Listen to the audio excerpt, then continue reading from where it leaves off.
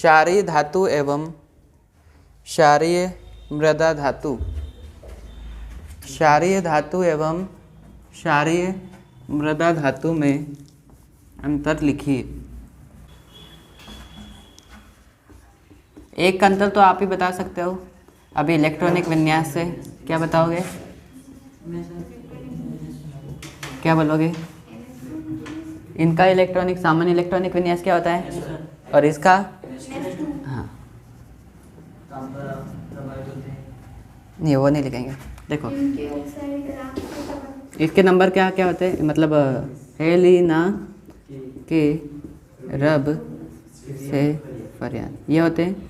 Number क्या होता है? 1, 3, 11, 19, 37, 55, 87, है ना। आखिरी में क्या आता है? 1s1, या फिर इसका यूँ देखें अपन तो 1 इधर क्या होगा 2,1, फिर क्या होगा 2, 8, 1, 2, 8, 8, 1, फिर 2, 8, 18, 1, ये था 2, 8, 8, 18, 1, फिर 2, 8, 8, 18, 18, 1, फिर 2, 8, 8, 18, 18, 32, 1। तो इससे क्या पता चल रहा है इनके अंतिम कोश में कितने होते हैं? एक एक इलेक्ट्रॉन होते हैं, और अंतिम कोश में एक इलेक्ट्रॉन होते हैं। तो इसके कारण ये क्या करते हैं? एक इलेक्ट्रॉन का त्याग कर सकते हैं, त्याग कर सकते हैं। तो एक इलेक्ट्रॉन त्याग करने पे इनके ऊपर क्या आ जाता है? 1 प्लस आ जाता है, ठीक है। अब इधर देखोगे तो क्या होगा? Bmg, Ca, Sr, Ba, Ra। Beryllium का क्या होता है? 3 के 4, इधर 3 है तो 1 बढ़ाओगे तो 4। मैग्नीशियम का 12, फिर 20, फिर 38, फिर 56 और 88। इलेक्ट्रॉनिक विन्यास क्या होगा? 2,2, फिर 2, 8, 2, फिर 2, 8, 8, 2, फिर 2, 8, 8, 18, 2, फिर 2, 8, 2,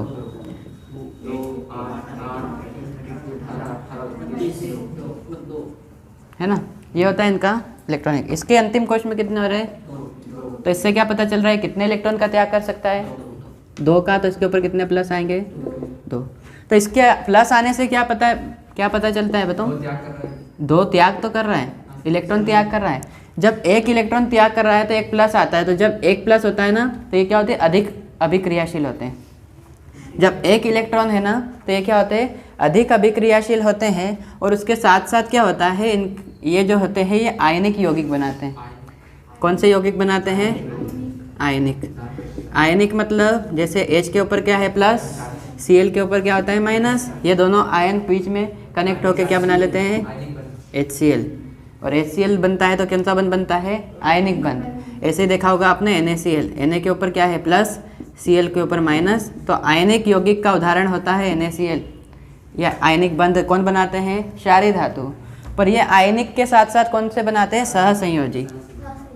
ये जो होते हैं आयनिक के साथ साथ कौन सा बनाते हैं? सहसंयोजी। सहसंयोजी पता है आपको? दोनों का आदान प्रदान, शेयरिंग वाला जो होता है उसको क्या बोलते हैं? सहसंयोजी। तो ये आयनिक के साथ साथ सहसंयोजी बनाते हैं। ये क्या होते हैं? अधिक अभिक्रियाशील होते हैं, पर ये अपेक्षाकृत क्या होते हैं? कम अभिक्रियाशील होते हैं। तो अंतर दिखते जा रहे हैं अपने को इनके। तो अब अंतर एक एक करके लिख सकते हैं अपन। नंबर 1 तो क्या लिखोगे? सामान्य इलेक्ट्रॉनिक विन्यास वाला।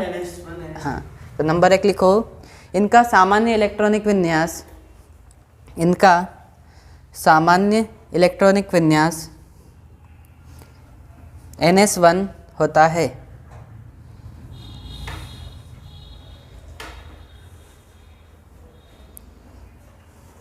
इधर क्या लिखोगे? इनका सामान्य इलेक्ट्रॉनिक विन्यास NS2 होता है। इनका सामान्य इलेक्ट्रॉनिक विन्यास NS2 होता है। उधर लिखो दूसरा पॉइंट, संयोजकता क्या बताओगे? आखिरी में 1 इलेक्ट्रॉन है तो संयोजकता क्या होगा? 1। तो इनकी संयोजकता, दूसरा पॉइंट है, इनकी संयोजकता सदैव 1 होती है।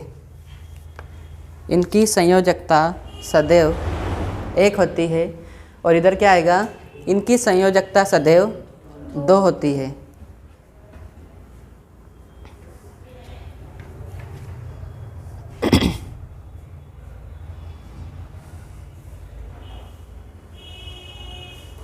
इधर आएगा, ये सभी कौन सा यौगिक बना रही है, आयनिक, तो क्षारीय में आएगा ये सभी आयनिक यौगिक बनाती है,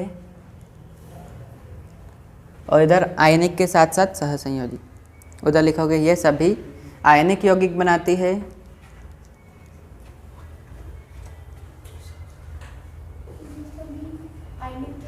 इधर लिखोगे अधिकतर आयनिक यौगिक बनाती है, हाँ क्षारीय मृदा में लिखना है, अधिकतर आयनिक यौगिक बनाती है तथा कुछ अधिकतर आयनिक यौगिक बनाती है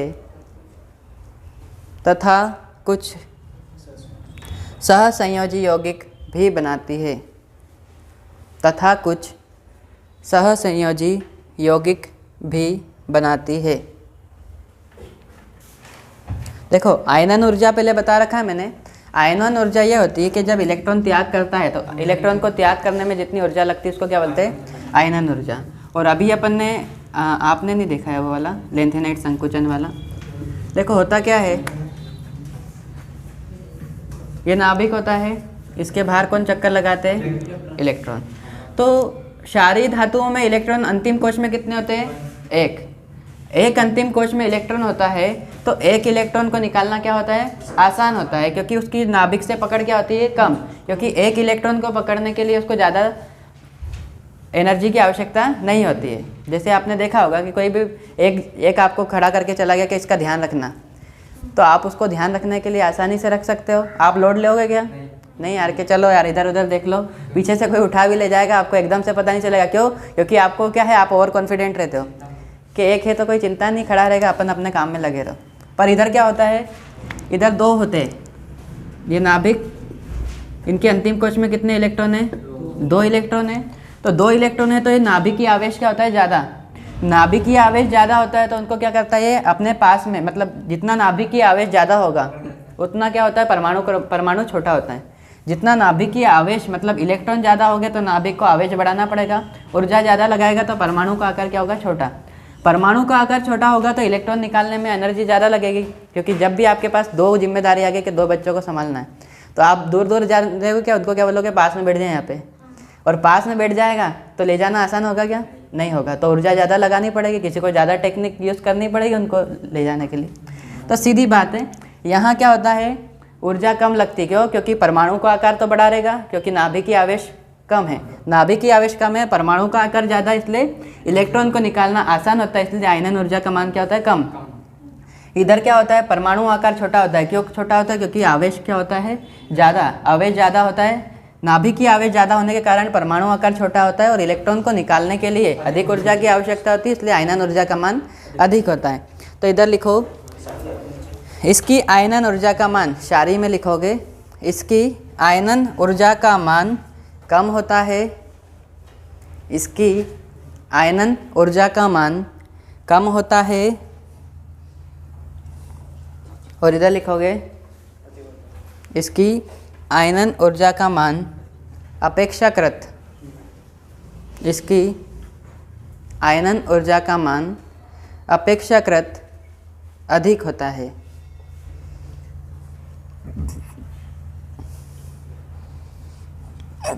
अधिक क्रियाशील कौन से बताए थे मैंने, क्षारीय वाले, फर्स्ट वाले, स्टार्टिंग वाले। तो लिखोगे ये अधिक क्रियाशील होते हैं क्षारीय धातु में, ये अधिक अभिक्रियाशील होते हैं, ये अधिक अभिक्रियाशील होते हैं। और इधर आएगा ये कम क्रियाशील, ये कम अभिक्रियाशील होते हैं। देखा होगा आपने, अधिकतर सूत्र आपको S1 वाले के ही मिलेंगे। जब भी आप केमिस्ट्री पढ़ते हो या ऑर्गेनिक केमिस्ट्री पढ़ते हो तो अधिकतर सूत्र आपको उधर के ही मिलते हैं, इधर के बहुत कम मिलते हैं। मैग्नीशियम, स्ट्रोंशियम, कैल्शियम, इनके नाम नहीं आते इतने। क्यों, क्योंकि वो अधिक अभिक्रियाशील होते हैं तो उनके सूत्र इसलिए ज़्यादा होते हैं। अब है छठा पॉइंट, आखिरी पॉइंट, और स्टार लगा के लिखना, ये ऑब्जेक्टिव में आया था। देखो ये सभी तत्व, शायरी में लिखोगे, ये सभी तत्व बुनसन ज्वाला पर, लिख रहा हूँ,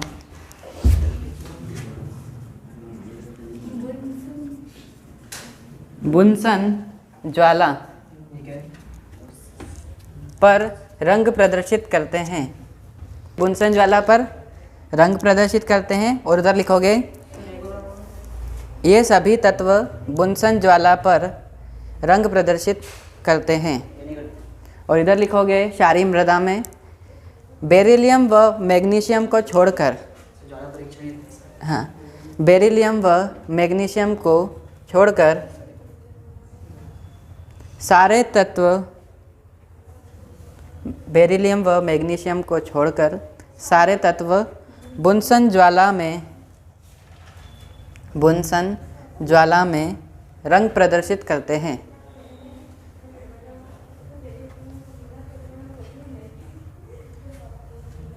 चलो देखो, इस बुनसन ज्वाला में रंग प्रदर्शित करते हैं।